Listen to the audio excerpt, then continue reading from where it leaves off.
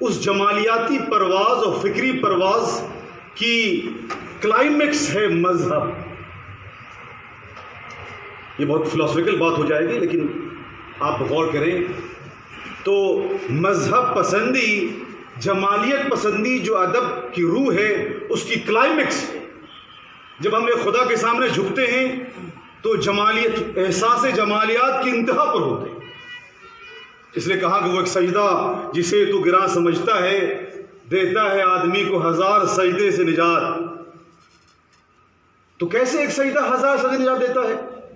بڑی قیمتی بات ہے، بڑی جمالیاتی گہرائی ہے اس میں.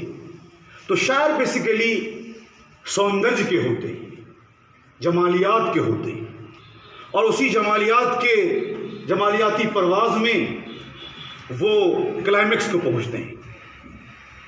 ڈاکٹر ضیاء نے بہت اچھی بات کہی کہ یہ بات میں یہیں پہ ختم کرتا ہوں. دوسری بات اردو کے حوالے سے، اقبال کو کیوں یوم اقبال کو کیوں یوم اردو کے طور پر ہم دیکھیں؟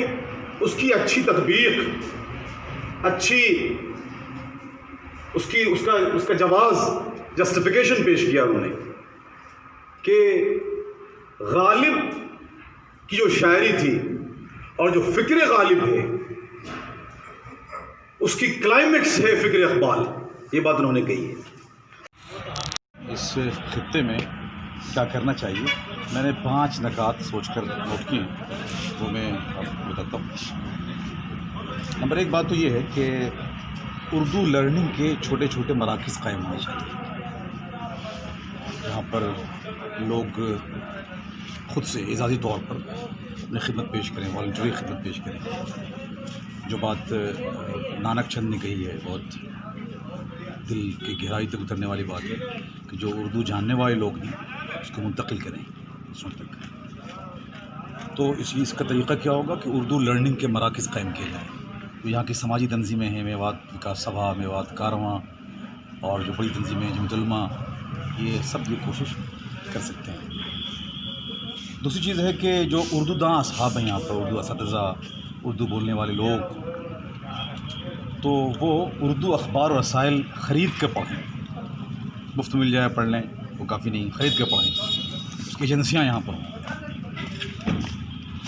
میواتی بولی چونکہ اردو کی ماں ہے، میں نے یہ بات بہت تفصیل سے رکھی ہے، تو میواتی حضرات اپنی پہچان اردو کے حوالے سے کریں، صرف علاقائی پہچان پر نازا نہ ہو. انور مسعود ایک پاکستانی پنجابی شاعر ہیں، ان کا ایک شعر ہے پنجاب کے حوالے سے، وہ میوات پہ فٹ بیٹھتا ہے. ہاں مجھے اردو ہے پنجابی سے بھی بڑھ کر عزیز، شکر ہے انور میری سوچیں علاقائی. یہی شعر میں میواتیوں کو کہتا ہوں کہ ہاں مجھے اردو ہے میواتی سے بھی بڑھ کر عزیز، شکر ہے انور میری سوچیں علاقائی نہیں. تو میواتی بولی سے محبت فطری ہے، لیکن چونکہ میواتی بولی اردو کی ماں ہے تو اردو کے حوالے سے اپنی پہچان بنائیں، میوات کو اردو کی سرزمین کہیں اور گھروں میں اردو کو فروغ دیں. چوتھی بات یہ ہے کہ صرف سرکاریں اردو کے ساتھ کھلواڑ نہیں کرتی، جیسا کہ ہمارے بہت سے مقررین نے کہا ہے. ہم زیادہ بڑے مجرم ہیں. ڈاکٹر ضیاء نے اپنے گفتگو میں زیادہ تفصیل سے بات کہی، تو واقعی اس پر غور کرنا چاہیے. کھلواڑ ہم بھی کر رہے ہیں. کیا یہ حقیقت نہیں ہے کہ اردو کو ہم نے مدرسوں کے حوالے کر دیا ہے؟ اس مدرسے کے لوگ، مدرسے کے فارغین وہی اردو جانتے ہیں. یہ بات پورے اردو علاقوں کے بیک گراؤنڈ میں، پس منظر میں صحیح ہے، لیکن میوات میں یہ بات زیادہ صادق آتی ہے. یہاں صرف علماء حضرات، مدرسوں کے فارغین، کسی نہ کسی مدرسے سے جڑے ہوئے لوگ وہی جانتے ہیں اردو. اسکولوں میں جو اردو ہے وہ برائے نام ہے. ہم اسکولوں میں اچھی اردو کے سلسلے، معیاری اردو کی تعلیم کے سلسلے متفکر ہوں. اردو کے مقابلے، تخلیقی صلاحیت پروان چڑھانے کی کے بہت سے تخلیقی ایکٹیویٹیز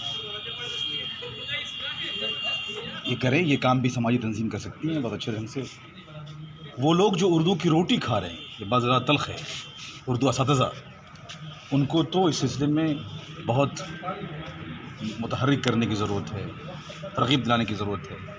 ان کی میٹنگز، ان کے ورکشاپس، اردو ورکشاپس اردو اساتذہ کے لیے بار بار ہونے چاہیے. اور پانچویں بات، آخری بات یہ ہے کہ جو میں نے وہاں اپنی گفتگو میں بھی کہی کہ اردو کی ایک تحریک شروع ہو یہاں پر، تحریک اردو میوات، کاروان اردو میوات، کسی بھی نام سے تحریک شروع ہو. جہد مسلسل کے بغیر کوئی چیز آگے نہیں بڑھتی.